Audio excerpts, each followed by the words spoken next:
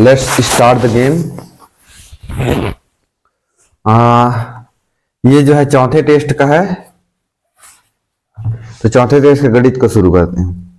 अंक गणित परीक्षण। इसमें क्या करना है, एक हाल की लंबाई तथा चौड़ाई, एक हाल की लंबाई तथा चौड़ाई पर 23 मीटर का अंतर है। लंबाई और चौड़ाई में 23 मीटर का अंतर मतलब कि लंबाई में अगर चौड़ाई को घटाएंगे तो कितना आएगा, 23 मीटर। और लंबाई बड़ा है चौड़ाई से, तो लंबाई में जो बड़ा है उसी में से छोटा को घटाएंगे ना। यदि हॉल के फर्श का परिमाप, हॉल के फर्श का परिमाप, तो लंबाई मान के चलो, लंबाई को चौड़ाई से घटाओगे तो ये आएगा। तो लंबाई बराबर क्या हो जाएगा, 23 ऋण में है, चौड़ाई जो है इधर आके क्या हो जाएगा, बराबर किस पार, धन में। तो लंबाई बराबर 23 धन चौड़ाई। यदि हॉल के फर्श का परिमाप, यदि हॉल के फर्श का परिमाप 206 मीटर है। अब देखो यहां पर कहीं भी आयत नहीं बोला है, लेकिन लंबाई चौड़ाई है, मतलब क्या समझना है तुमको, आयत है। और आयत लंबाई चौड़ाई चेंज है मतलब आयत। तो आयत के परिमाप का फॉर्मूला क्या होता है, आयत के परिमाप का फॉर्मूला होता है 2 गुणित लंबाई धन चौड़ाई, यही होता है। तो अब 2 गुणित लंबाई का मान कितना निकाले है, 23 धन चौड़ाई, तो 23 धन चौड़ाई रख दो लंबाई की जगह में, 23 धन चौड़ाई, और चौड़ाई का मान तो चौड़ाई है। ठीक है, हो गया। अब परिमाप कितना दे दिया है, 206 मीटर। अब इधर आगे चलते हैं, 206। अब ये या तो गुणा में है तो इसको पहले भाग में भेज दो, ये भी कर सकते हो। ये ब्रैकेट के बाहर गुणा में है ना, तो पहले कोष्टक को हल करते हैं, उसके बाद तो गुणा को हल करेंगे ना। तो इसको पहले भेज दो भाग में, या फिर बाद में ही भेज सकते हो गुणा करके भी। तो पहले भेजोगे तो ये गुणा में आएगा, बराबर के इस साइड आके भाग में, तो अभी मत भेजो। अब देखो 2 गुणा 23 धन चौड़ाई, एक चौड़ाई और 2 चौड़ाई, एक आम कितना हो गया, 2 आम। तो 23 धन 2 गुणित चौड़ाई हो गया ये। अब गुणा को भेज ही दो, ये जो बाद में गुणा होगा ना, तो इसको भाग में इस बार भेज ही दो। अब क्या आया, 2 एकम 2, 2 एकम 2, 2 शून्य 0, 2 तिया 6, तो कितना आया, 103 बराबर 23 धन 2 गुणित चौड़ाई। अब 2 गुणित चौड़ाई, चौड़ाई का मान निकालना है, इसका मान पता नहीं है। तो 23 जो है धन में है, इधर आके क्या में हो जाएगा, ऋण में। तो 103 ऋण 23 बराबर क्या हो जाएगा, 2 गुणित चौड़ाई। ठीक है, तो 103 में 23 करो, घटा दो, 3 में 3 घटा 0, 10 में 2 घटा 8, 80 बराबर 2 गुणित चौड़ाई। अब गुणा में है, 2 जो है गुणा में है, ध्यान दो 2 गुणा में है, तो चौड़ाई को इधर ही रखो, और गुणा में है तो इस साइड आके क्या हो जाएगा, भाग में। तो 2 चौक 8, 2 शून्य 0, चौड़ाई बराबर क्या हो गया, 40, और सभी मीटर में थे तो ये भी चौड़ाई बराबर 40 मीटर में हो जाएगा। अब ये तो हो गया चौड़ाई का मतलब।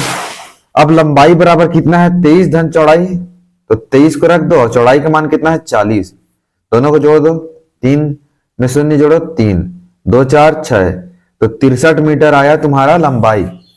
अब लंबाई और चौड़ाई मिल गया, लंबाई कितना मिला, 63 मीटर, चौड़ाई कितना मिला, 40 मीटर।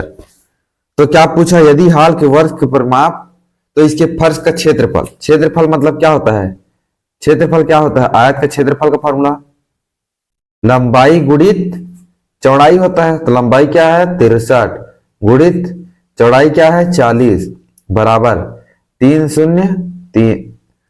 अब गुणा कर दो, 4 4 तिया 12, 1 4 6 का 24, 1 25, 252, और 0 लास्ट में जोड़ दो। तो क्या आया, बी, उत्तर क्या आया, बी। तो इसका उत्तर आया तुम्हारा बी, 41 का बी। अब आते हैं क्वेश्चन नंबर 42। 42 का मतलब है 12 सही 1/16 का दशमलव समतुल्य क्या होगा, उसको दशमलव बदलना है। तो जब भी 12 सही 1/16 है, तो 12 तो पूरा का पूरा रहेगा, 12 धन 1/16, इसको ऐसे ही बांट सकते हैं, या फिर इसको गुणा करके इसको जोड़ दो, लेकिन वो ज्यादा कठिन होगा। 1/16 का मान निकालना आसान है, 12। अब देखो ऐसे भी कर सकते हो, इसको गुणा फिर जोड़ दो इसको, तो 16 दूनी 32, 2 16 कम 16, 16 3 19, 192 और एक इधर को जोड़ोगे तो 193/16। अब इसको हल करना में वही आएगा, 12 ही आएगा पहले तो। 16 कम 16, 3 बचा 33, 16 दूनी 32, एक बचा। अब एक को 10 बनाओ तो यही आएगा ना, 1/16 को हल करेंगे वही तो 12 दशमलव ही आएगा, तो 12 तो पूरा पूरा आएगा, तो 12 को पहले से अलग कर दिए। अब 1/16 को इसको हल करो, 16 शून्यम 0, इसको हल करते हैं, 16 शून्यम 0। अब देखो अब एक है तो 16 शून्यम 0 दशमलव लगा दिए तो 1 0 बढ़ गया। अब ये 10 भी शून्य से 16 से भाग नहीं जाएगा, तो 16 शून्यम 0 फिर हो गया 0, फिर 10 में 10 जीरो घटाओगे 10 ही आएगा, फिर 100 बना दो इसको, 1 0 और बढ़ जाएगा, दशमलव के बाद कितना भी जीरो बढ़ा सकते हैं। तो 16 छक्का 96 और 196, कितना बचा 4, 16 85, 16 छक्का 96 4, 16 छक्का 96 4 बचा। अब ये क्या हो जाएगा, फिर दशमलव के बाद आ रहा है तो 40 हो जाएगा, तो 16 दूनी 32, तो 40 में 32 घटा दो, अब कितना बचा 8। अब 8 बचा, फिर दशमलव के बाद संख्या है तो 80 कर सकते हैं इसको, 16 पंचे 80, 80 में 80 घटाओ कितना आएगा कट 0, तो 0.0625 आया इसके जगह, 1/16 की जगह, और 12 की जगह तो 12 ही है। अब जोड़ दो, दशमलव के बाद का संख्या दशमलव के बाद से जोड़ता है, तो 12.0625 ये उत्तर आया। अब देखो किसमें है ये 12.0625, आंसर नंबर सी उत्तर। अब आते हैं 43वां प्रश्न, 43 नंबर।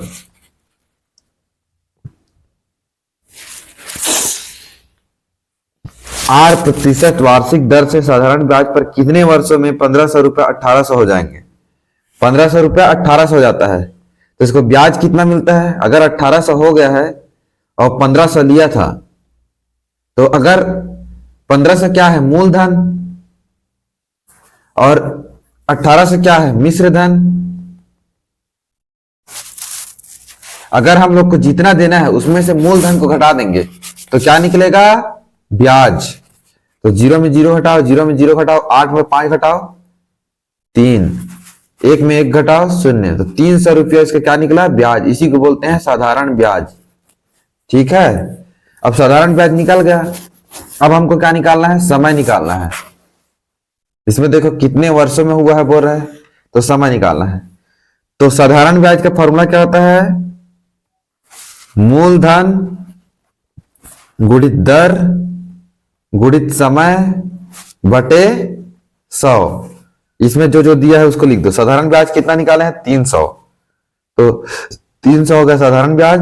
मूलधन कितना है, जो ओरिजिनल धन था जितना देना था हम लोग को 1500। दर कितना है 8% वार्षिक दर, तो 8% वार्षिक है पर एनम। गुणित समय कितना है, समय नहीं पता तो समय को ही निकालना है, तो समय को समय ही रख दो बटे 100 हो गया। अब देखो ये गुणा भाग में है सबके, ये सबके भाग में है ना, पहले तो इसको कटा दो, 0 0 ये कट रहा है, 0 0 कट गया तो भाग दो। इस पर गुणा भी ला सकते थे और वो भी कर सकते थे। अब 15 8 120 ये गुणा हो सकता है, लेकिन हम लोग इसको गुणा नहीं करेंगे क्योंकि ये दोनों एक साथ गुणा में है समय के साथ, तो समय का इस साइड रख दो, छोड़ दो। अब बराबर की इस पार आ जाएगा तो क्या हो जाएगा भाग में 300 बटे 15 गुणित 8, क्योंकि 15 गुणित 8 करते तो 120 गुणा में आता, 120 गुणित समय तो 120 ये इधर भाग में आता सीधा। अब देखो 15 का पहाड़ा जानते हैं, तो 15 कम 15, 15 दूनी 30, 15 शून्य 0 ये हो गया। अब इसको कैसे कटा सकते हैं, 4 से दोनों कट रहे हैं देखो, तो 4 दूनी 8, 4 पंचे 20। अब इसको भाग दे सकते हो, 2 दूनी 4, अब 5 बटे 2 बचा, खाली 5 बटे 2 बचा, 2 दूनी 4, शेष फल कितना बचा उसको साइड में लिखते हैं बटे 2 वर्ष।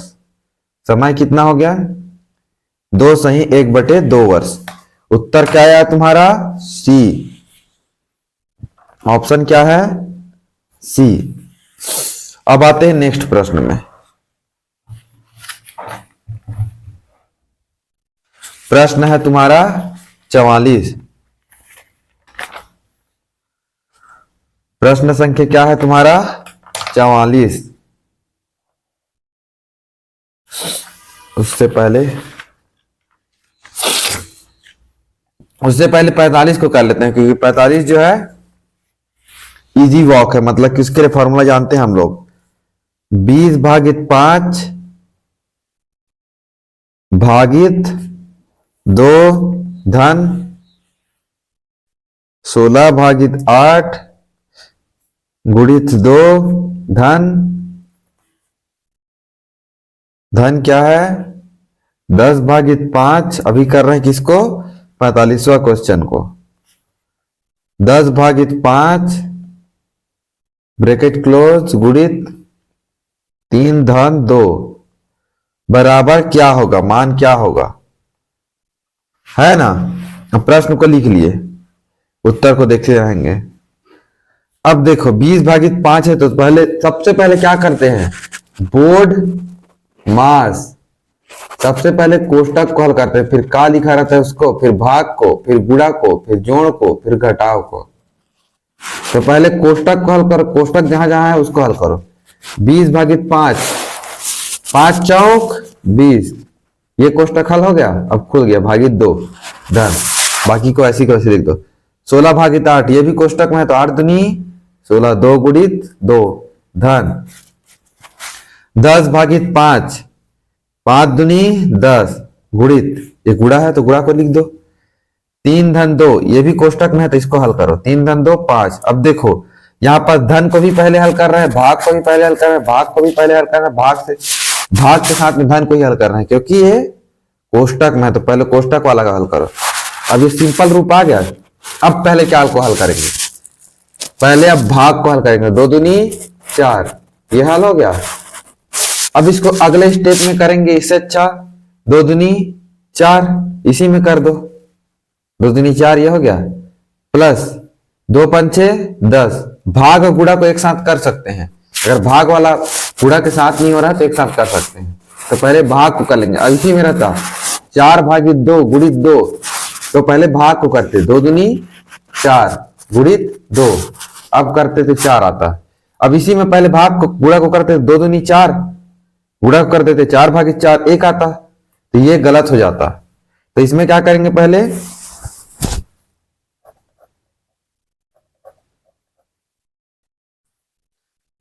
जब भाग और गुणा एक साथ रहेगा तब उसको करेंगे पहले भाग को, लेकिन अलग अलग है तो गुणा को भी एक साथ कर सकते हैं। तो 2 पंचे 10, 2 दूनी 4, और 2 4 में 2 भाग दिए तो 2 दूनी 4। अब इसको जोड़ना है तो जोड़ दो, 2 4 6, 6 10 16। कौन सा उत्तर आया? उत्तर आया सी। ये हो गया 45वां का।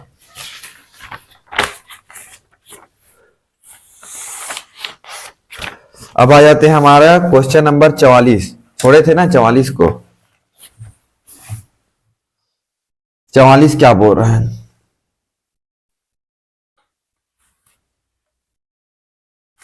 चवालीस बोल रहे एक साइकिल की कीमत में, एक साइकिल की कीमत में 20% की बढ़ोतरी।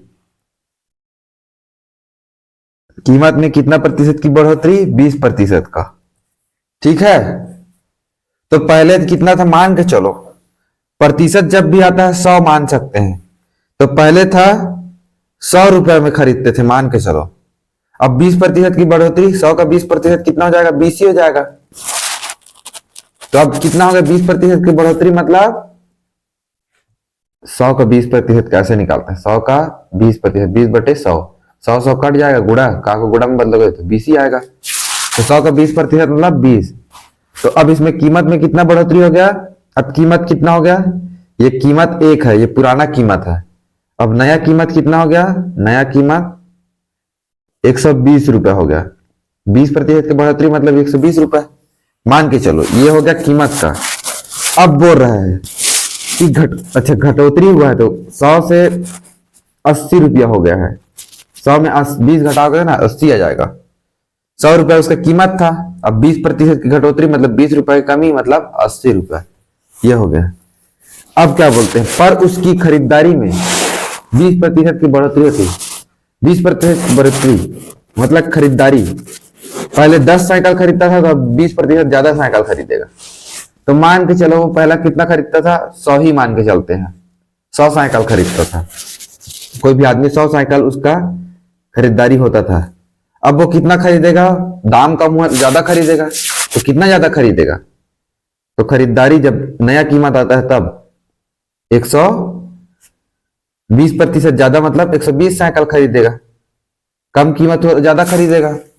अब देखो तो दुकान की बिक्री पर इसका असर क्या है, दुकान के बिक्री पर असर, तो पहले कितना खरीदता था, बिक्री पहले कितना होता था, पहले कीमत 1 था तो बिक्री कितना होता था 100 साइकिल, तो 100 साइकिल का एक साइकिल का रेट है 100 रुपया, ये एक साइकिल का रेट है ना, तो 100 साइकिल का रेट कितना है, 100 गुणित 100, तो पहले कितना का सामान बिकता था, इतना का, 1 2 3 4, 1 2 3 4, 4 जीरो ना, ये हो गया तुम्हारा पहले साइकिल का बिक्री, पहले साइकिल का विक्रय मूल्य, पहले जब साइकिल जो है कम कीमत में था तब उसका विक्रय मूल्य, मतलब वही जो भी है बेचने का वो।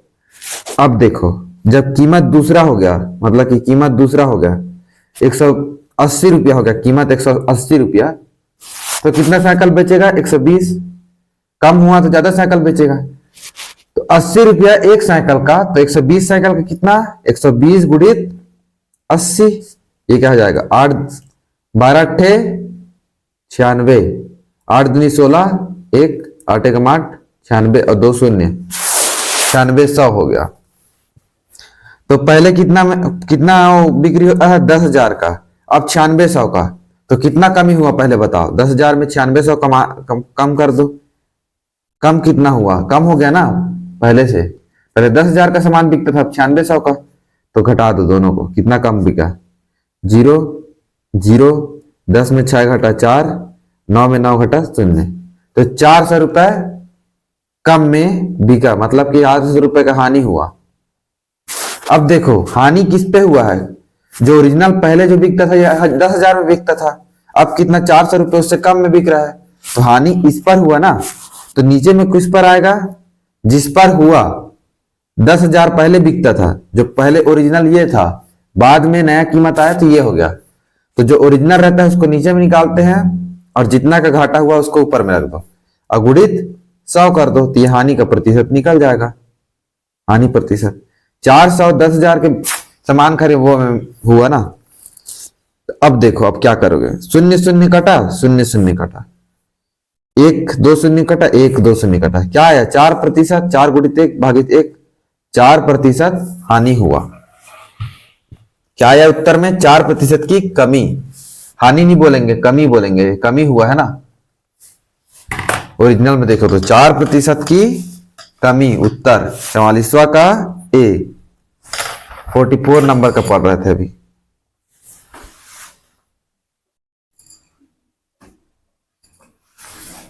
अब आ जाते हैं 46वां, 45वां का तो बना चुके हैं हम लोग, अब आ जाएंगे 46। 46वां में बोल रहे हैं 600 रुपए की एक, क्या बोल रहा है, 600 रुपया की एक राशि साधारण ब्याज पर 4 वर्षों में,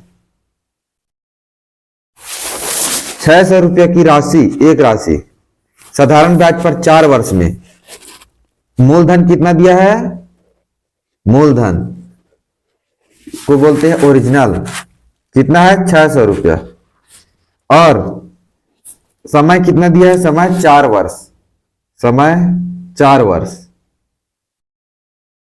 दर दिया है नहीं, देखते हैं आगे, वर्ष में 720 रुपए हो जाती है, 720 रुपए हो जाती है, तो मिश्र धन बोलते हैं, जितना हो जाता है उतना को, दोनों मिला के मूलधन और मिश्र धन को, तो अगर 720 रुपए देने हैं उनको और 600 रुपए लिए थे, तो कितना का हम लोग को वो हुआ, ब्याज कितना लगा, ब्याज जो एक्स्ट्रा दिए वो ब्याज है, तो ब्याज कितना लगा, 720 में से ओरिजिनल को घटा दो मूलधन को, तो 0 में 0 घटाए 0, 2 में 0 घटाए 2, 7 में 6 घटाए 120, 120 रुपया हम लोग को ज्यादा देना पड़ा, वही क्या है ब्याज, अब देखो, यदि ब्याज की दर 2% अधिक कर दी जाए तो राशि 4 वर्ष में कितनी हो जाएगी?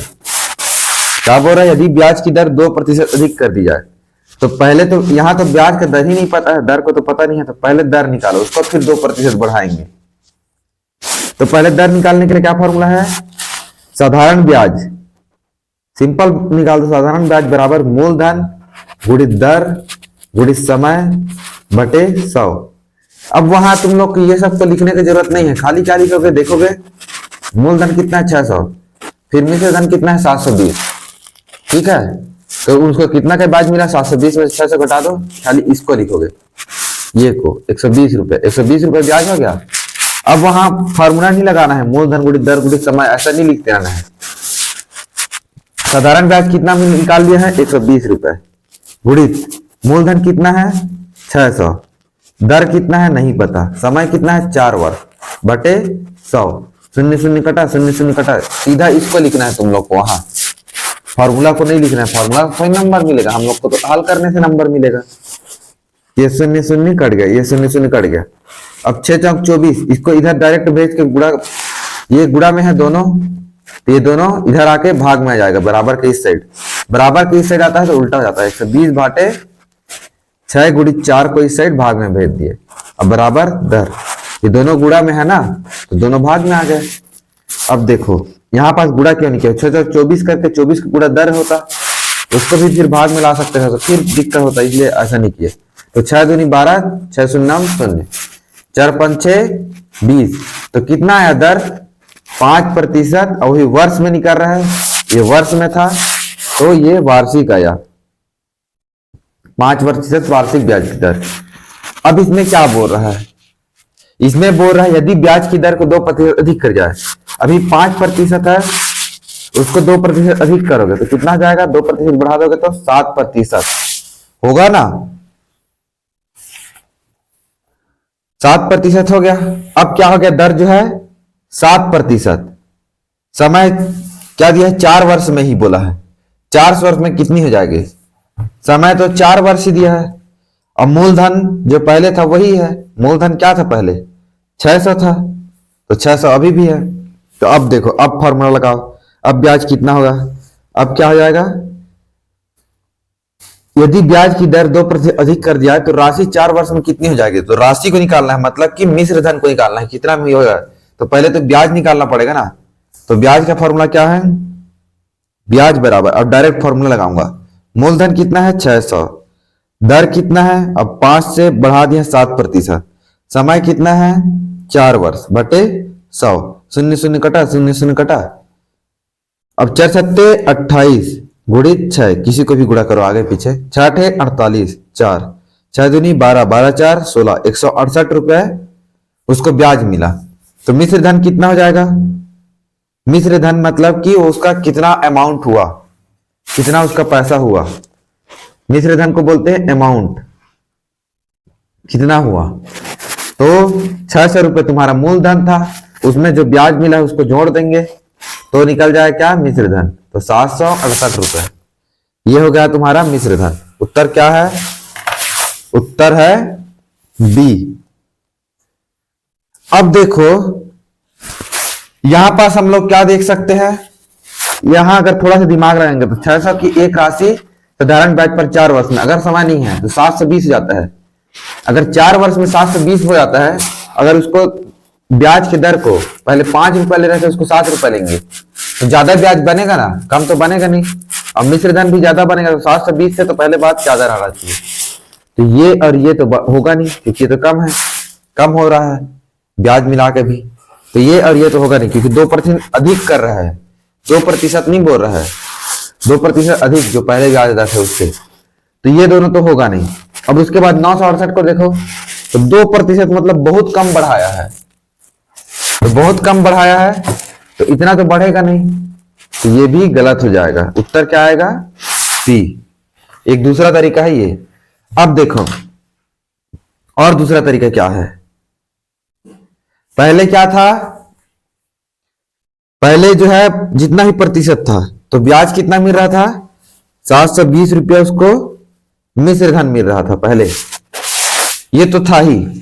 अब 600 में 2% और बढ़ गया, 2% और बढ़ गया, तो 2% इसी का निकाल दो। का 2% कितना होगा और ज्यादा बढ़ा वो का 2% मतलब 600 गुणित 2/100। शून्य शून्य कटा, शून्य शून्य कटा, 2 छक्का 12, नहीं नहीं, और 4 वर्ष के लिए बढ़ा ना, 4 वर्ष के लिए, तो 4 दूनी 8% बढ़ा, गुणित 4 भी कर दो, 12 चौक 48। 600 का 2% कितना निकला? 12 रुपए, लेकिन 12 रुपये हर साल में बढ़ा, तो 4 साल तक बढ़ना है ना, तो 12 गुणित 4, 12 चौक 48, 48 जोड़ दो, पहले जितना था उसमें, पहले जो था वो ब्याज तो मिलेगा ही, उसके बाद 2% था वो एक्स्ट्रा मिला, तो उसी में जोड़ दो, तो 768। ये भी एक तरीका हो सकता है निकालने का इसको। ये हो गया 46वां का प्रश्न। अब नेक्स्ट आते हैं 47वां।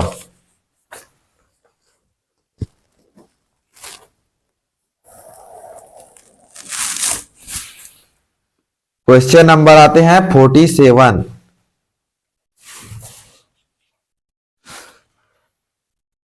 अब देखो, एक तार कितना लंबा है? 47वां। एक तार 2.3/4 मीटर लंबा है, 2.3/4 मीटर लंबा है, वह 2 भागों में टूट गया है। एक भाग दूसरे से 5/8 मीटर बड़ा है, तो मान के चलो एक भाग है x मीटर, मान के चलो, तो दूसरा भाग क्या बोल रहा है? दूसरा भाग उससे 5/8 मीटर बड़ा है, तो दूसरा भाग कितना हो जाएगा? x से 5/8 मीटर बड़ा, मतलब कि x धन 5/8। तो तार के बड़े भाग की लंबाई क्या है?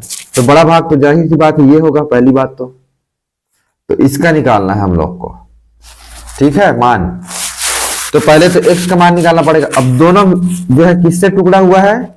इससे टुकड़ा होकर बना है, तो दोनों को मिला देंगे, दोनों को जब जोड़ देंगे वापिस, तो उतना बड़ा वापिस फिर बन जाएगा जितना से टूट के बना है वो। जैसे कि ये 4 मीटर का लाइन है, इसको 1 मीटर और 3 मीटर तोड़ दिए 1 मीटर और 3 मीटर तोड़ दिए। जब इसको फिर से जोड़ोगे तो 4 मीटर ही तो बनेगा ना, कम तो ही ना बनेगा। तो यहाँ क्या किए, दोनों को फिर से जोड़ दो, x धन 5/8। पहला और दूसरा भाग को जोड़ेंगे तो कितना आएगा? 2.3/4। अब जब इसको गुणा करते हैं तो क्या करते हैं? यहां से गुणा, इसको सिंपल कर दो, 4 दूनी 8, ये जोड़ देते हैं, 4 दूनी 8 धन 3/4, ऐसे करते हैं। ये वाला गुणा कर देते हैं और ये को जोड़ देते हैं, तो 4 दूनी 8, 8 3 11/4, तो ये आ गया 11/4। एक काम सामने में कुछ नहीं है, मतलब एक है, 1 गुणित 1 x गुणित x, तो ये क्या आ जाएगा? 2x धन 5/8। अब ये 5/8 जो है धन में है, इधर आके तो बराबर की इस साइड क्या हो जाएगा? ऋण में चला जाएगा। 2x बराबर 11/4 ऋण 5/8, घटा दो। अब ये 4 है, ये 8 है, तो घटेगा नहीं।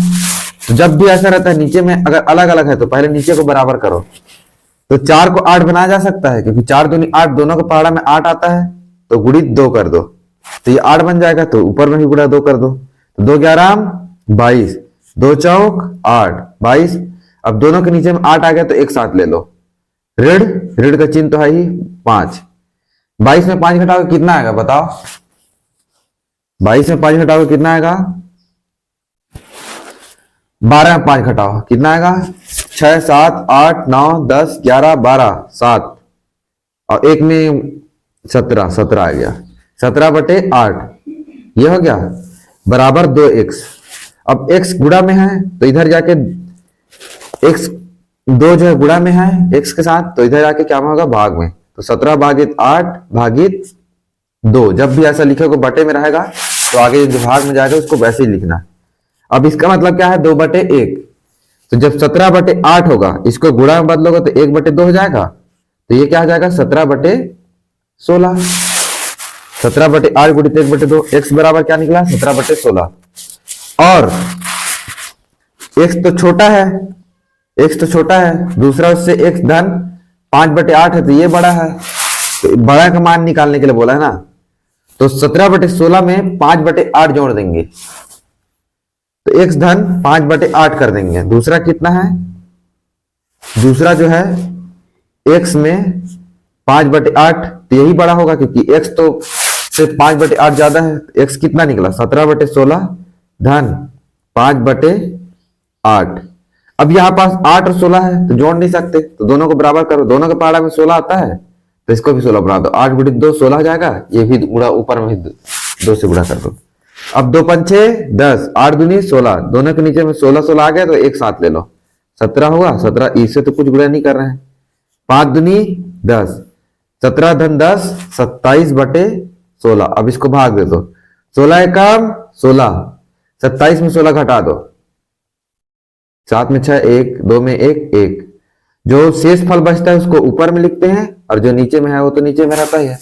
तो एक सही 11 बटे 16 या तो 27 बटे 16 ये आएगा उत्तर, या फिर इसको दशमलव बदलोगे तो 16 एकम 16, 11 बचा 110 बना दिया। 16 6 का 96, 16 सत्ते 112 होता है ना, नहीं होगा तो 96 4 14, फिर ये 140 हुआ। 16 सत्ते 112, 16 अट्ठे 128 और 16 निया ज्यादा हो जाएगा 128 से, तो 16 अट्ठे 128 और इसके आगे डॉट डॉट में कुछ कुछ भी जाता जाएगा। अब तीनों में से एक आंसर दिया रहेगा। अब देखो ऑप्शन में देखना है कि कौन सा आंसर दिया है। देखो ये वो में दिया है ना, बटे में दिया है, तो इसमें से कौन सा आता है? 1 सही 11 बटे 16, 1 सही 11 बटे 16 मीटर इसका आंसर आ गया 47वां का। अब नेक्स्ट क्वेश्चन आते हैं 48वां।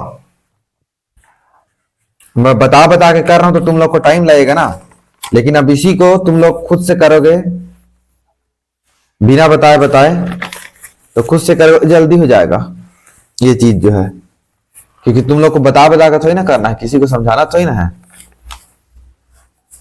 तुम लोग को तो खाली पढ़ना है और समझना है, बस प्रश्न को हल करना है।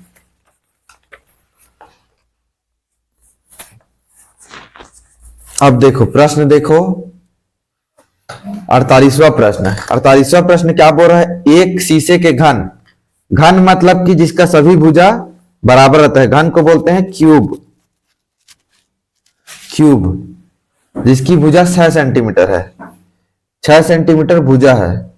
घन क्यूब मतलब कि जो जिसके सभी भुजा बराबर रहते हैं, जिसे पिघलाकर एक 27 एक समान कितना बनाता है? 27 एक समान घन 27 घन बनाया जाता है। प्रत्येक छोटे घन की भुजा की लंबाई होगी, यही बोला है। तो जब भी अब ये जो है आयतन का फॉर्मूला आ जाता है, जैसे कि 10 लीटर का एक डिब्बा है, इसको 10 से बनाना है। 10 लीटर का इसमें तेल है, 10 लीटर तेल है, इसमें 10 हमें बांटना है बोलेगा, तो कितना कितना आएगा सब में? एक एक लीटर एक एक लीटर एक एक लीटर एक एक लीटर के 10 टुकड़ा बनेगा। तो उसका वॉल्यूम जो है सेम होना चाहिए, आयतन। आयतन तो घन का आयतन क्या हो जाएगा? जब उसका क्यूब का है तो 6 सेंटीमीटर, पहले उसका आयतन निकालो, तो आयतन बराबर होना चाहिए। तो क्यूब का आयतन कितना हो जाएगा? 6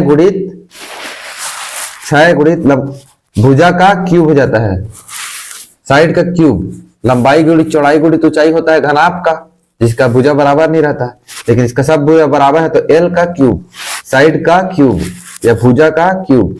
भुजा का क्यूब मतलब भुजा गुणित भुजा, ये है उसका आयतन का फॉर्मूला। अब देखो इसको गुणा रख दो, इसको ऐसी रख दो, अभी मत करो कुछ भी।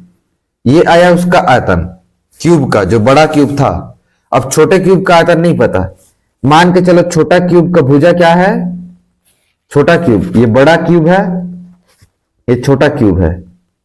छोटा जो बना रहे हैं उसका भुजा है मान के चलो x, भुजा है मान के चलो x, भुजा उसका x है, तो उसका आयतन का भी फॉर्मूला तो सेम होगा, भुजा का क्यूब। तो भुजा का क्यूब मतलब x गुणित x बराबर x का पावर 3। ये हो गया छोटे क्यूब का आयतन। ये हो गया एक क्यूब का आयतन होगा ना, लेकिन यहां कितने क्यूब बना है? 27 बना है, तो 27 क्यूब का आयतन कितना जाएगा? 27 गुणित x क्यूब, 27 का आयतन, 27 का आयतन। अब देखो ये जो है इसी से मिलके बना है, इसी बड़े क्यूब से मिलके बना है, तो दोनों का आयतन जो है बराबर रहेगा। जब भी किसी से मिलकर कुछ बन रहा है तो दोनों का आयतन बराबर रहता है। 3D में 2D में क्या रहता है? क्षेत्रफल बराबर रहता है। 1D में क्या रहता है? लेंथ बराबर रहता है। 1D मतलब समझ रहे हो ना, जो एक डायमेंशन है। जैसे कि तुम्हारा खेत है, 2 डायमेंशन है। अब इसमें बोलो 16 मीटर का है, 16 मीटर स्क्वायर है, तो 4 मीटर बांटना, तो 4 टुकड़ा होगा ना, तो एरिया तो बराबर रहेगा, 4×4 16, बढ़ेगा घटेगा सही ना। इसी में आयतन बराबर रहता है 3D में। अब आयतन बराबर रहेगा तो 6 × 6 × 6 बराबर क्या रहेगा, 27 × x का क्यूब। अब ये 27 गुणा में है, इधर आके भाग में आ जाएगा। अब 27 को 3 से घटाओ, 3 × 27, 3 दूनी 6, 3 × 9, 3 दूनी 6, 3 एकम 3, 3 दूनी 6, 2 × 2 × 2, यानी कि ये क्या है, 2 का क्यूब बराबर x का क्यूब। 27 गुणा में था, भाग में आ गया। अब इसीलिए मैं इसको गुणा पहले से नहीं किया। क्या मतलब है गुणा करने का, हम लोग को तो x का मान निकालना है, तो x के क्यूब बराबर 2 का क्यूब, तो x मतलब क्या हो जाएगा 2, तो x बराबर 2। अब x क्या है, छोटे क्यूब का भुजा है, तो वही निकालना है। छोटे घन के भुजा की लंबाई क्या होगी, तो क्या होगी, सब सेंटीमीटर में है तो ये भी सेंटीमीटर में होगा, 2 सेंटीमीटर। उत्तर आया 2 सेंटीमीटर। 2100 के अभाज्य गुणनखंड है। अभाज्य मतलब कि कोई भी संख्या दूसरे संख्या से भाग नहीं जाना चाहिए। देखो यहां पर 2 × 2 × 2, 7 × 15 × 5, तो 15 जो है 5 से भाग जाता है, तो ये अभाज्य तो नहीं है, तो ये अभाज्य गुणनखंड नहीं हुआ। पहला संख्या 5 और 3 दोनों से भाग जाता है ना, तो ये देखो यहां पास, तो ये तो नहीं हुआ। अब देखो यहाँ 35 दिया हुआ है, 35 भी 5 और 3 दोनों से भाग जाता है, तो ये तो अभाज्य गुणनखंड नहीं हुआ। अभाज्य गुणनखंड मतलब कि सभी संख्या जो है किसी से भाग नहीं जाना चाहिए। अब इसमें देखो 4 × 3 × 5 × 5 × 7, इसमें 4 जो है 2 से भाग जाता है, तो ये भी अभाज्य गुणनखंड नहीं हुआ। तो उत्तर क्या आया, सी। 2 × 2 × 3 और 5 5 7, ये चारों जो है, ये सभी जो है अभाज्य संख्या ही है ना, है। अब देखते हैं उसका आएगा कि नहीं। 2100 को टुकड़ा में बांट के देखते हैं। ये कौन सा का था, 48। अब ये आते हैं 49वां क्वेश्चन नंबर 49। 2100 का अभाज्य गुणनखंड। जब भी अभाज्य गुणनखंड निकालना रहता है क्या करते हैं, ऐसे निकालते जाते हैं। तो सबसे पहले 0 0 है, तो 5 से तो भाग जाएगा, तो 5 को गुणा कर दो पहले, तो 5 से ही भाग दे दो। 2 से भी वैसे जाएगा, इकाई अंक 0 है तो 2 से भाग जाएगा, वो भी दिख रहा है। किसी से भी गुणा करो, जिससे दिख रहा है उससे गुणा करो, अभाज्य संख्या से गुणा करो, भाग करो सॉरी। तो 5 चौक 20, 1 हासिल। अब ये 10 हो गया, 5 दूनी 10, 5 शून्य 0, फिर 0 आ गया इकाई अंक में, मतलब 5 से फिर भाग जाएगा। 5 अट्ठे 40, 2, 5 चौक 20। अब तो इकाई अंक पे 0 नहीं है, 4 है, तो 4 मतलब कि 2 से भाग जाएगा। ये अभाज्य संख्या ना, 2 3 5 7 11 13 17 19 23, ये सब अभाज्य संख्या, अभाज्य। अब 2 से भाग जाएगा, 2 चौक 8, 2 दूनी 4, फिर 2 से जाएगा, इकाई अंक में 2 है, तो 2 दूनी 4, 2 एकम 2। अब देखो 2 धन 1 3, 3 मतलब कि अंकों का योग 3 है, मतलब 3 से भाग जा रहा है, तो 3 से भाग देंगे। 3 सत्ते 21, 7 एकम 7। अब इसको क्या लिख सकते हैं, अब देखो जब भी लिखा रहेगा, अब इसमें 2 2 बार है, तो इसमें 2 2 बार है, गुणा में 2 2 बार है, इसमें भी 2 2 बार है। 5 2 बार है, 5 इसमें 2 बार है, 1 2, 3 1 बार है, 3 1 बार है, 7 1 बार है, 7 1 बार है, तो ऐसे लिख सकते हैं। ये हो गया तुम्हारा 49 का क्वेश्चन। अब आते हैं 50वां। तो पहले तो ये चेक करना कि भाज्य है कि नहीं है, इसी से आंसर निकल जा रहा है, तो इसको ऐसे बांटने का क्या तरीका, मतलब समझ गए। कभी कभी जरूरी है करना, लेकिन कभी कभी ये भी है। अब आते हैं 50वां नंबर क्वेश्चन पे।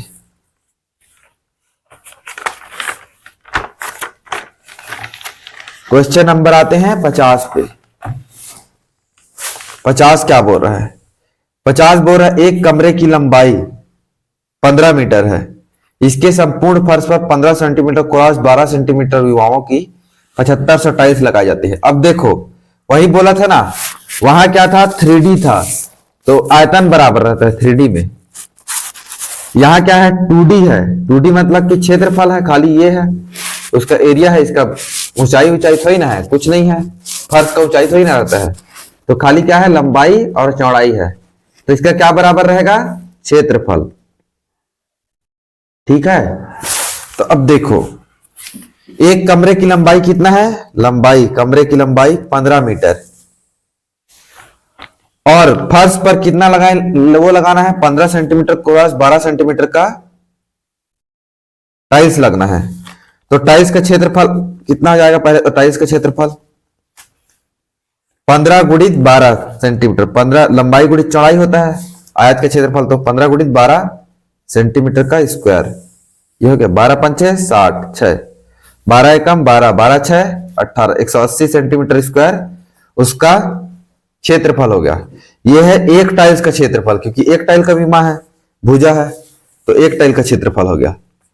लेकिन कितना टाइल्स लगता है टोटल, 7500, तो 7500 के हिस्सा में बांटे हैं ना रूम कमरे को, तो एक टाइल का तो 180 हो गया, तो 7500 का क्या हो जाएगा, 7500 गुणित 180 सेंटीमीटर स्क्वायर, ये हो गया, ये हो गया 7500 का। अब देखो, अब क्षेत्रफल तो दोनों का बराबर होगा। अब फ्लोर का लंबाई दी है 15 मीटर, और ये क्या में है, सेंटीमीटर स्क्वायर में, तो पहले इसको भी मीटर में बदलो, सेंटीमीटर बदलो, 15 मीटर बराबर 15 गुणित 100 सेंटीमीटर, मतलब 1500 सेंटीमीटर, 1 मीटर बराबर 100 सेंटीमीटर, तो 15 मीटर बराबर 1500 सेंटीमीटर, ये हो गया तुम्हारा लंबाई। अब चौड़ाई देखो, चौड़ाई दिया है क्या, नहीं दिया है, तो दोनों का क्षेत्रफल बराबर होगा, इसका क्षेत्रफल और जो फर्श का क्षेत्रफल आएगा, कुल फर्श का क्षेत्रफल, ये टाइल्स का क्षेत्रफल है 7500 टाइल्स का। अब देखो लंबाई कितना है 1500, चौड़ाई कितना है नहीं पता, तो उसको चौड़ाई ही लिख दो अभी, लंबाई गुणित चौड़ाई, ये जो है फर्श का क्षेत्रफल हो गया, और ये फर्श में जितना टाइल्स बिछा है उसका क्षेत्रफल, तो दोनों बराबर होगा।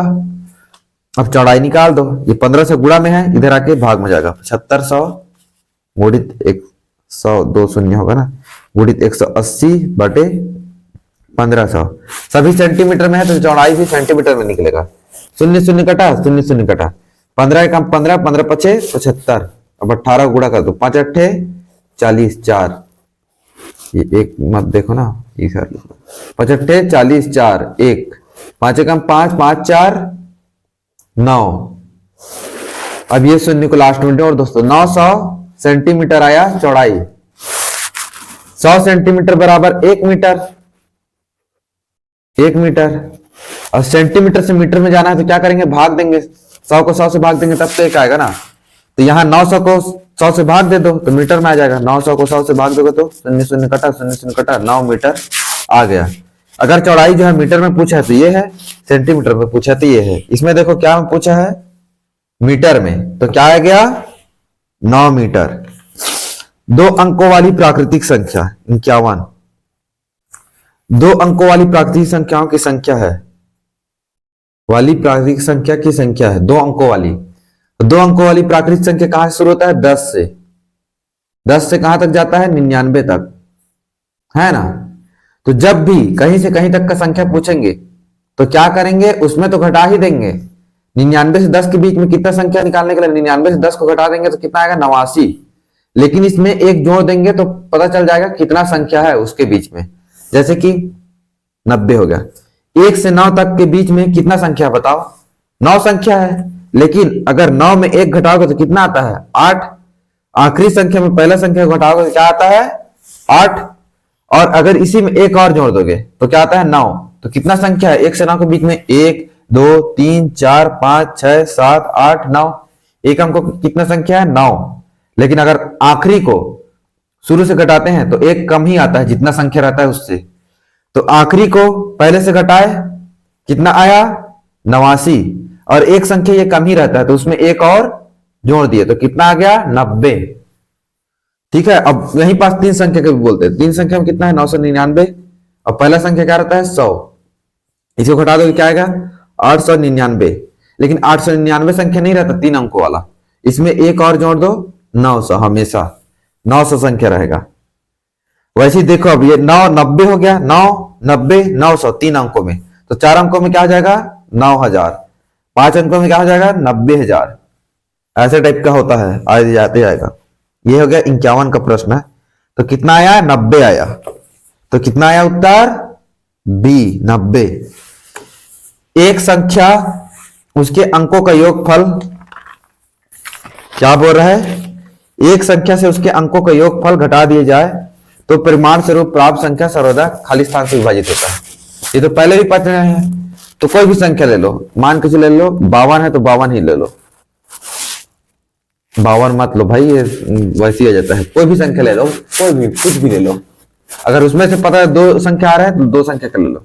44 आ रहा है मान के चलो 44, ये 43 ले लो, कोई भी संख्या। तो 4 धन 3 7 अंकों का, एक संख्या से उसके अंकों का योगफल, अंकों का योगफल क्या है 43 है, 43 के अंकों का योगफल क्या है 4 धन 3 7, उसको घटा दिए जाए, 43 में से 7 घटा दो तो 13 में 7 घटा 6 आएगा ना 6, और 3 में ये 3 हो गया, ये 13 हो गया, 13 में 7 घटा 8 9 10 11 12 13 ऐसे करके 6 36 आया। तो 36 जो है किससे भाग जा रहा है, 9 से भाग जा रहा है और 2 से भी जा रहा है, 9 से भी जा रहा है 2 से भी जा रहा है।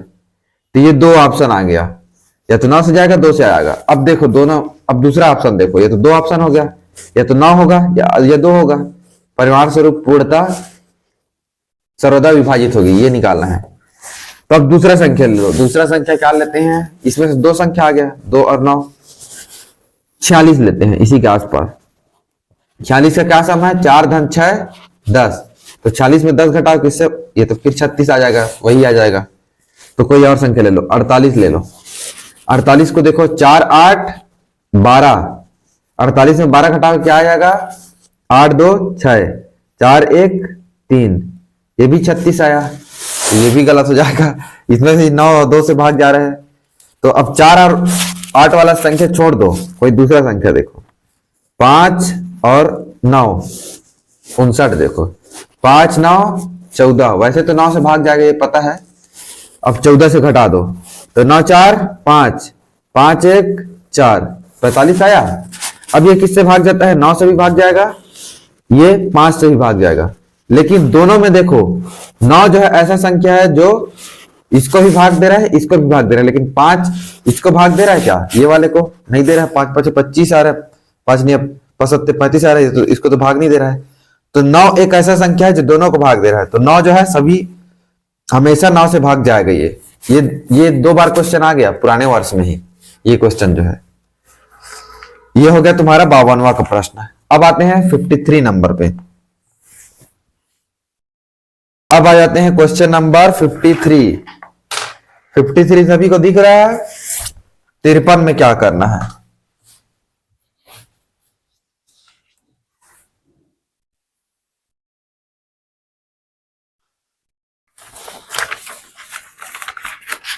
बीस से मोड़ लो,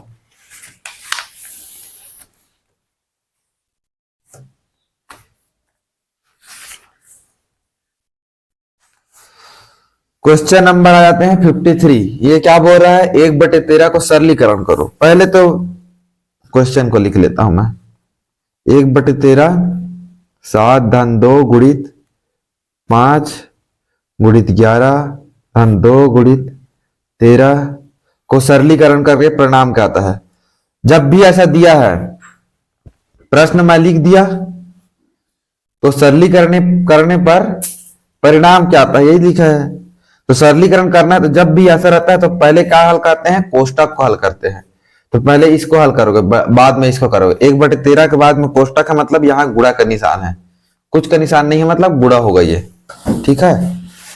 अब देखो जब कोष्टक हल करेंगे तो सबसे पहले क्या हल करेंगे, यहाँ धन है गुणा है गुणा है गुणा है, तो सबसे पहले बोर्ड मास याद करो। बोर्ड मास मतलब कि पहले कोष्टक, फिर का, फिर गुणा, फिर एम मतलब भाग, फिर गुणा, फिर जोड़, फिर घटाओ। तो पहले गुणा को हल करो, 2 13 26, इसकी जगह 26 आ गया धन।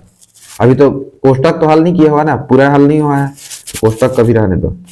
2 5 6 10 और 10 गुणित 11 110 धन 7। अब गुणा भी हल हो गया, तो अब क्या हल करोगे, जोड़। अब जोड़ दो, 7 0 7 और 6 13, 1 हासिल, 1 हासिल, 2 1 3 3 1 4, इसके आगे तो कुछ नहीं है, दहाई में 1 1 143 आ गया।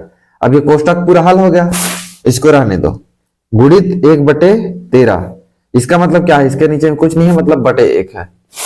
अब 13 से भाग दो, 13 एकम 13, 13 एकम 13, 14 में 13 हटाओ 1, 13 एकम 13, फिर ये आ गया 14 में 1 घटाओगे, 13 घटाओगे 1, और ये 3 मिला के 13 हो गया, फिर 13 एकम 13, तो 11 गुणित 1 11, अब बटे 1 1 हो जाएगा, 11 ही हो जाएगा। तो उत्तर क्या आ गया 11, उत्तर क्या आ गया 11 सी। अब आ जाते हैं 54, इनका योगफल करना है, तो जाहिर सी बात है 6.6 धन 6.06 धन 6.006 दशमलव 66.6006। तब देखो दशमलव के बाद चौथा संख्या जो है, दशमलव के बाद चौथा संख्या से ही भाग देगा, जोड़े गए। जोड़ने से हमें देखना है दशमलव के बाद जो संख्या है उसी संख्या जोड़ेगा। पहला संख्या पहला से, दूसरा संख्या दूसरा से, तीसरा संख्या तीसरा से, चौथा संख्या चौथा से। देखो यहाँ चौथा संख्या है दशमलव के बाद ये चौथा संख्या से जुड़ेगा। 006 इसमें तो तीसरा संख्या है, ये इससे नहीं जुड़ेगा। इसमें 2 संख्या है, इसमें 1 संख्या है, तो नहीं जुड़ेगा, तो दशमलव 6 आ गया। अब दशमलव के बाद तीसरा संख्या, दशमलव के बाद तीसरा संख्या से जुड़ेगा, तो दशमलव के बाद तीसरा संख्या क्या है 6, और इधर नहीं है, तो ये आ गया 6। अब दशमलव के बाद दूसरा संख्या, दशमलव के बाद दूसरा संख्या से जुड़ेगा, तो दूसरा संख्या ये, और इसका दूसरा संख्या ये 0 धन 0 0, और इसका दूसरा संख्या ये 0 धन 0 0, और ये 6 6। अब दशमलव के बाद पहला संख्या, पहला संख्या क्या है 6, 6 धन 0 6, फिर उसके बाद फिर 0 6। अब इसमें का दशमलव का पहला संख्या 6 है, 6 धन 6 12, तो 2 आ गया, हासिल आया 1। दशमलव के बाद अब देखो इकाई का संख्या इकाई से जुड़ता है, 6 1 7, 7 6 13, ये भी इकाई का संख्या है, 13 6 19, 19 6 25 2। अब दहाई का संख्या दहाई से जुड़ेगा, 2 6 8, 8 के बाद अभी दहाई किसमें है, इसमें नहीं है, इसमें नहीं है, इसमें नहीं है, 8 5 2। कितना संख्या के बाद दशमलव आया था, ये 4 संख्या था, दशमलव के बाद ये चौथा संख्या था, दशमलव जहां पास आया वहां पास दशमलव लगा दो पहले, तो 85.266666। तो उत्तर क्या आया, उत्तर आया तुम्हारा बी। या फिर इसको ऐसे लिख सकते हो 6.6 इकाई के नीचे इकाई संख्या 6.06, 6.006, 66.06006, ऐसे करके भी जोड़ सकते हो, क्योंकि दशमलव के बाद पहला संख्या के नीचे पहला संख्या, दूसरा संख्या के नीचे दूसरा संख्या, तीसरा के नीचे तीसरा संख्या, चौथा के नीचे चौथा संख्या। इसके आगे कुछ नहीं है तो कितना भी 0 लगा सकते हो, कोई मतलब नहीं है, आगे में कुछ नहीं है मतलब 0 लगा सकते हो। तो ये हो गया, ऐसे करके हल करना है, इसको जोड़ दो 0 0 0 6 6, 0 0 6 0 6, 0 6 0 0 6, 6 6 12, दशमलव यहाँ पास आ गया 1, 6 6 12, 6 3 18, 6 4 24, 24 1 25 2, 6 2 8, 85.266। ऐसे भी जोड़ सकते हो। ये कौन सा का हो गया तुम्हारा, इससे पहले कह गया 53, और ये हो गया 54 का। अब नेक्स्ट आते हैं 55 नंबर पे। 55 नंबर के लिए ऊपर आ जाते हैं, देखो यहां पर 0.725 का सरलतम भिन्न के रूप में लिखो, लिखने पर तो 0.0725 है, सिंपल पहले इसको लिख दो, 0.0725 है। दशमलव के बाद कितना संख्या है 1 2 3 4, तो इसको 4 जीरो वाले संख्या से भाग दे दो, 725 को 725 लिख दो, 0.725 लिखोगे वही आएगा, 725 को 725 लिखो। और दशमलव के बाद कितना संख्या 1 2 3 4, तो उतना जीरो लगा दो, 1 2 3 4, और सामने 1 से भाग दो। अब देखो दोनों जो है इकाई अंक में 5 है, तो 5 से भाग जा रहा है, तो 5 से पहले भाग दो। 25 का तो पहाड़ा जानते नहीं, 5 2 10, 5 0 0 5 0 0 5 0 0 5 0 0 5 0 0 5 0 0 3 0, 5 1 5 2 बचा, अभी 22 हो गया, 5 चौक 20, 2 बचा 25 हो गया, 5 5 25। अब फिर 5 से भाग जाएगा, दिख रहा है, 5 से फिर भाग दो, 5 चौक 20, 5 0 0 5 0 0। अब इसको ऊपर को भाग दो, 5 दूनी 10, 4 बचा, 5 निया 45, 4 और 5 45 हो गया, 5 निया 45, तो क्या है 29 बगे 400। 29 जो है क्या है, अभाज्य संख्या, क्योंकि ये 2 से भी नहीं जाता, 3 से जाता है क्या, 2 9 11, 3 से भी नहीं जाता, 5 से भी नहीं जाता, और 7 से, देखो 7 चौक 28। तो 100 से नीचे भी जितना भी संख्या है उसको क्या से चेक करना है, खाली 2 3 5 7 से। और 200 तक के संख्या को क्या से चेक करना है, 2 3 5 7 11 13 से, बस इतना से चेक करना है। और 300 तक की संख्या को, 300 तक की संख्या को 2 3 5 7 11 13 और 17 से खाली, ऐसे करके बढ़ते जाएगा अभाज्य संख्या। अब ये हो गया 55 का क्या आया 29/400, उत्तर का आया 29/400। अब देखो अगला प्रश्न क्या बोला है, 25 45 तथा 75 का लघुत्तम समापवर्तक। तो जब भी लघुत्तम समापवर्तक निकालते हैं क्या करते हैं, ऐसा संख्या जो तीनों के गुणा में आए। तो पहले देखो तीनों के गुणा में आए ऐसा संख्या देख लो। 25 जो है 5 से भाग जाता है और 45 जो है 9 से भाग जाता है, 75 जो है किससे जाता है 5 से जाता है। तो पहले तो जो 5 से नहीं जाता है उसको हटा दो। ये हो गया, ये हो गया, ये हो गया, ये हो गया, 5 से भाग जाता है सभी। देखो 5 का पहाड़ा क्या होता है, 5 पचे 25, 25 5 पचे 25 होता है। तो अगर 5 से भाग जाने के लिए इकाई अंक को देखते हैं तो 25 से 5 का पावर 1 है, तो 25 से भाग जाने के लिए लास्ट का 2 अंक को देखते हैं। तो लास्ट का 2 अंक क्या है इसका 50, 25 दूनी 50, 25 दिया 75, ये भी 2 अंक से भाग जा रहा है, लेकिन ये भी 25 ये भी भाग जा रहा है। देखो अब उसके बाद 4 5 9 यानी कि ये 9 से भाग जाएगा। तो 9 से भाग जाएगा तो सबका अंकों का योग 9 होना चाहिए। 4 5 9, ये 9 से भाग जा रहा है। 1 2 3 3 5 8, 8 जो है 9 से भाग नहीं जाता है तो ये नहीं जाएगा 9 से भाग। तो ये 45 से भी नहीं जाएगा। 9 से भाग नहीं जा रहा तो 45 से क्यों जाएगा। अब देखो इसको देखो 175, 7 5 12, 12 1 13, 13 मतलब कि 9 से भाग नहीं जाएगा तो ये 9 से भाग नहीं जा रहा है तो 45 से कैसे जाएगा, 9 5 45 होता है। अब इसको देखो 2 2 4 4 5 9, ये 9 से भाग जा रहा है और ये भी 9 से भाग जा रहा है, तो 2 ऑप्शन बच गया। अब ऐसे में देखो ये तरीका हो गया, और तरीका बताऊंगा तो इसमें कंफ्यूज हो गए। अब इतना तो उत्तर पहुंच गया ना कि उतना तक पहुंच गया। अब लघुत्तम समापवर्तक निकालने के लिए सिंपल फॉर्मूला लगाते हैं। क्या करते हैं, जब भी लघुत्तम समापवर्तक निकालना है तो 25 45 और 75 को एक साथ ले लेते हैं लघुत्तम समापवर्तक निकालने के लिए। अब देखो सबके इकाई 5 है तो 5 से तो भाग जाएगा, 5 पचे 25, 5 निया 45, 5 एकम 5, 7 में 5 घटाए 2 25, 5 पचे 25, फिर 5 से जाएगा 5 9 तो नहीं जाएगा, 5 तिया 15, अब 3 से जाएगा दिख रहा है, 3 एकम 3 तिया 9, 3 एकम 3, फिर 3 से जाएगा 1, 3 एकम 3, 3 एकम 3। अब इसको गुणा कर दो, लघुत्तम समापवर्तक निकालना है तो 3 तिया 9, 9 5 6 45, 45 5 6 45 गुणित 5 करो, 5 5 25 2, 5 चौक 20 2 22, तो क्या आया 225। उत्तर क्या आया 225 लघुत्तम समापवर्तक। यह हो गया तुम्हारा 56 का क्वेश्चन। अब आते हैं 57। 4 अंकों की छोटी से छोटी संख्या का अभाज्य गुणनफल के रूप में व्यक्त करने पर। तो अभाज्य गुणनफल है तो अभाज्य नहीं होना चाहिए पहले तो। इसमें देखो 4 है जो भाज्य संख्या है, ये गलत हो गया। इसमें देखो 10 है, 10 जो है 2 और 5 दोनों से भाग जाता है, ये भी गलत हो गया। इसको देखो 8 है, 8 भी 2 और 4 दोनों से गलत जाता है, तो ये भी गलत हो गया। तो उत्तर क्या आया ये।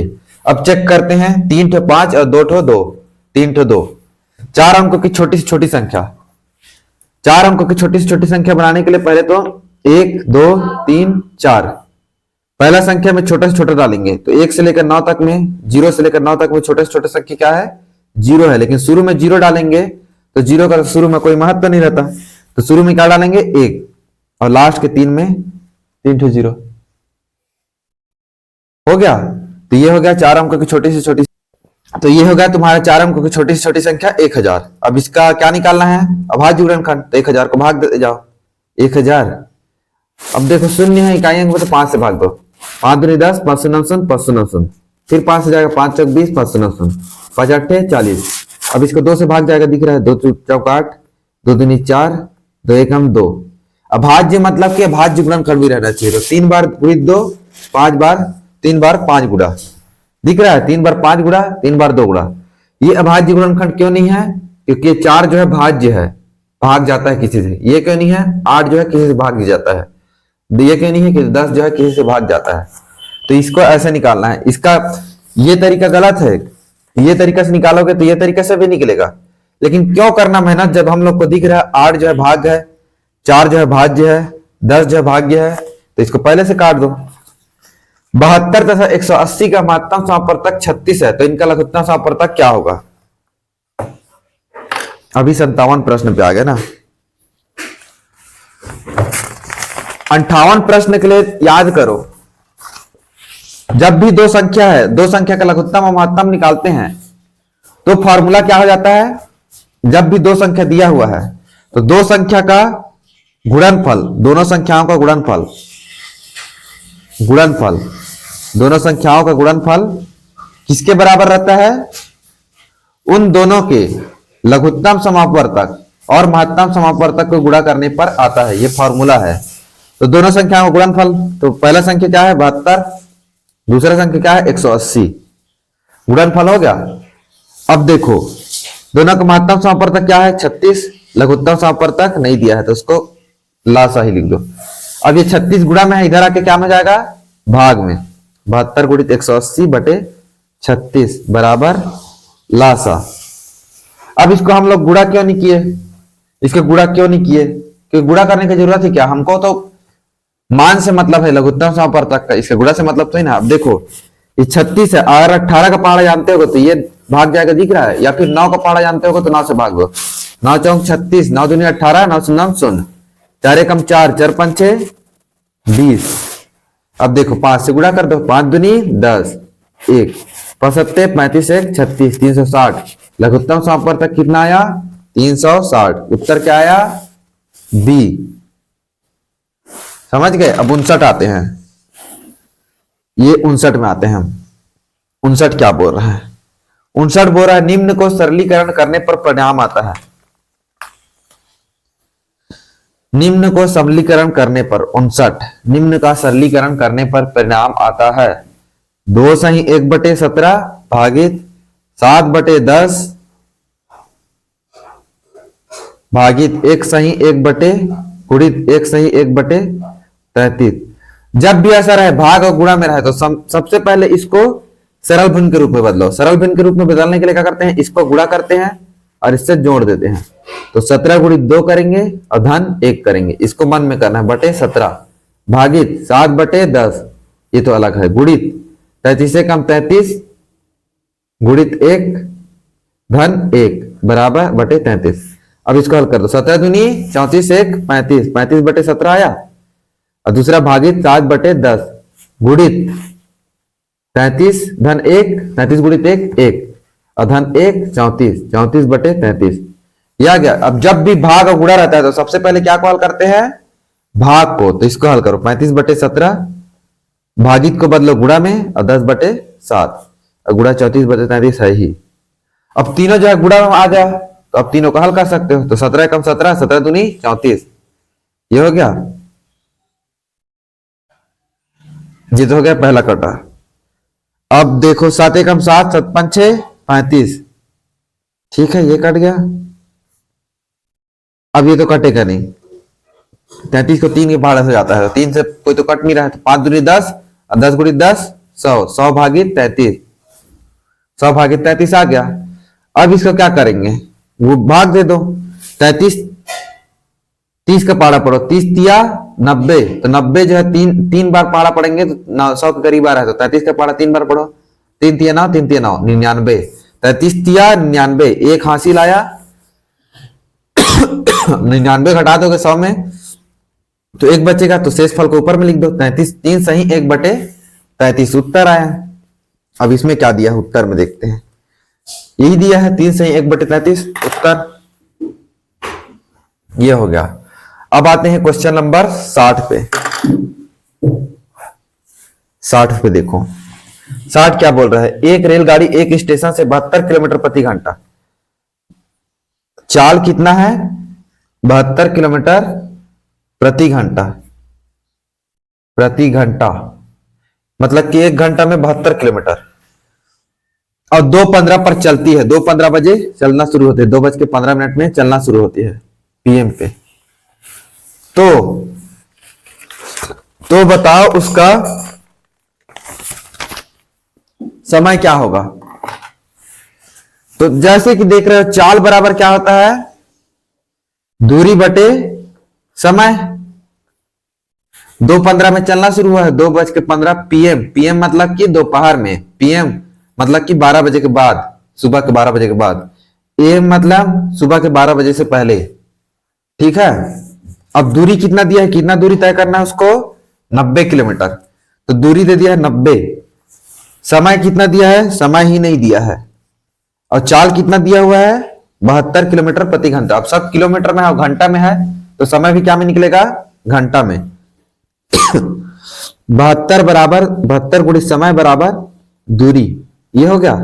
ये समय जो है भाग में, इधर आके गुणा में। अब ये जो है गुणा में है तो इधर आके भाग में जाएगा।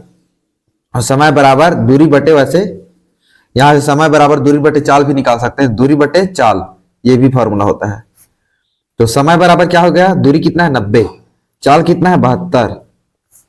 तो अब इसको 4 से कट रहा है, दोनों देख रहे हैं, 9 से कटेगा, 7 2 9, अंकों के योग 9, मतलब कि 9 से कटेगा, 9 8 72, 9 10 90।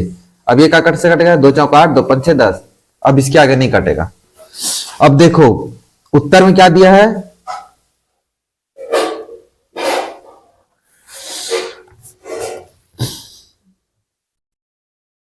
नब्बे किलोमीटर दूर 1 घंटा स्टेशन पर कितने बजे पहुंचेगी। तो 5/4 घंटा लगेगा उसको। अब 5/4 घंटा को सिंपल बदलो, 4 एकम 4 और एक शेष फल 1/4, एक सही 1/4 घंटा लगेगा। इसका मतलब क्या होता है, 1 घंटा और 1/4 घंटा। अब ये 1/4 जो है घंटा में है, लेकिन 1 घंटा को तो समझ में आता है कितना दूरी होगा। 2:15 में चलना शुरू हुआ है तो 1 घंटा के बाद कितना जाएगा, 3 घंटा 15 मिनट। यहां से तो 1 घंटे समझ में आ गया, लेकिन इसको कैसे बदले, 1/4 घंटा मतलब कितना होता है, तो इसको क्या में बदल देते हैं, मिनट में। तो 1 घंटा बराबर 60 मिनट। 1 से 60 में क्या कैसे जाएंगे, गुणा करेंगे तब। तो 1/4 घंटा को गुणा कर देंगे 60 से, तो मिनट में बदल जाएगा। 1/4 को गुणा कर देंगे 60 से, तो मिनट में बदल जाएगा। 4 एकम 4, 4 एकम 4, 2 बचा 20, 4 5 20, 15 मिनट होता है। वैसे भी 60 का 1/4 करेंगे तो 15 मिनट होगा, तो 15 मिनट हो गया। तो 1 घंटा बाद, अब 1 घंटा 15 मिनट समय लगता है उसको, तो अब कितना टाइम लगेगा, 2:15 में 1 घंटा जोड़ दो, 2 घंटे के 15 मिनट में 1 घंटा जोड़ दो, तो 3:15 हो गया। अब उसमें 15 मिनट और जोड़ोगे तो कितना हो जाएगा, 3:30 मिनट, 3:30 PM। उत्तर आ गया 3:30 PM, उत्तर आ गया बी। ऐसे करके हल करना है। ये हो गया तुम्हारा गणित का पूरा हल।